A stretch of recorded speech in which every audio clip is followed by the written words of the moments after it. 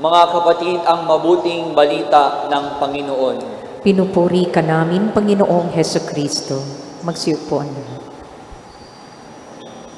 Mga kapatid, kay Kristo ang kadalasang paliwanag sa mabuting balita na ating natunghayan ay kinakailangan natin ng balanseng pamumuhay, gawain ng panalangin at oras para sa pagtatrabaho.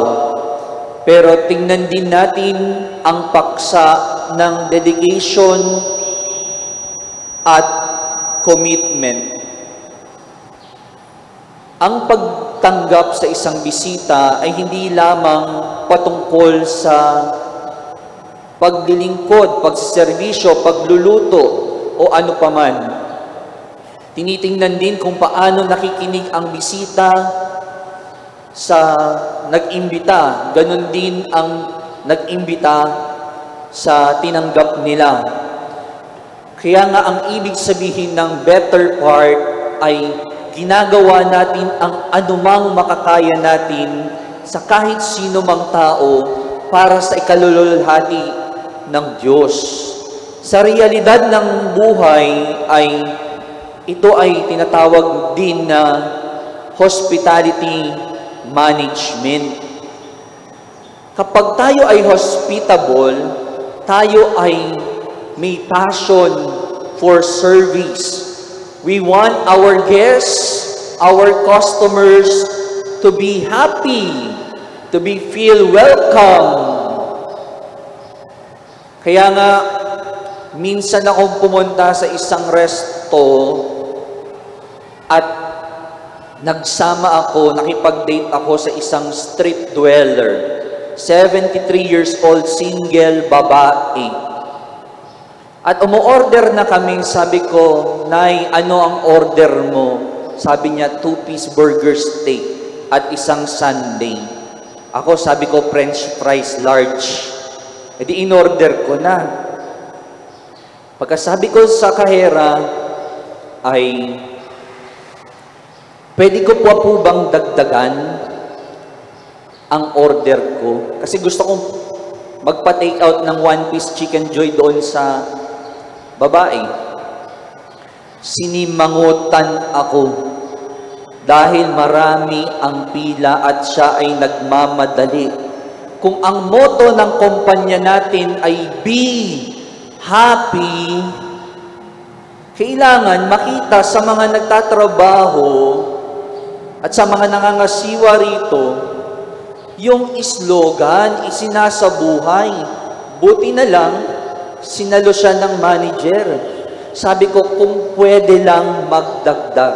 Ang sabi ng manager, pwede naman po. Bakit? Dahil ba may kasama akong street dweller?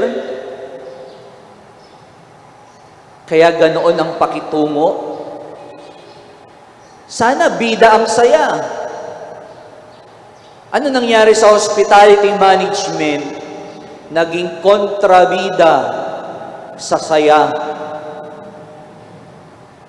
Alam nyo, sabi nung matanda, nakasakasama ko, first time kong makakain dito. Minsan naman ako pumunta sa mall. Minsan lang din naman kaming magsasakyan. Kumanan kami sa parking lot. At galit na galit ang gwardya. Dahil hindi dito ang entrance. Nakikita mo ba yung arrow? Ha? Sabi sa amin, na dapat doon kayo sa kaliwa.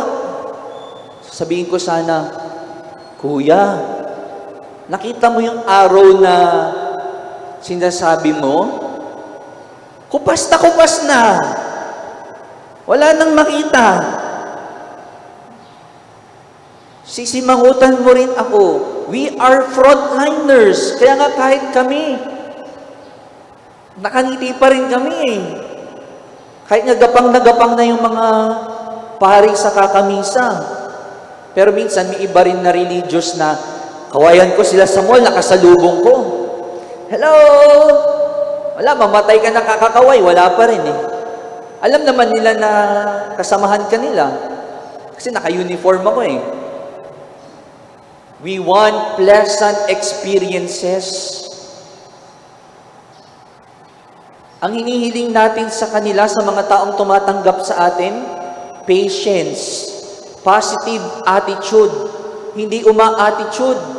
Kahit sa ibang parokya, malalaman mo kung sino yung mga taong hospitable.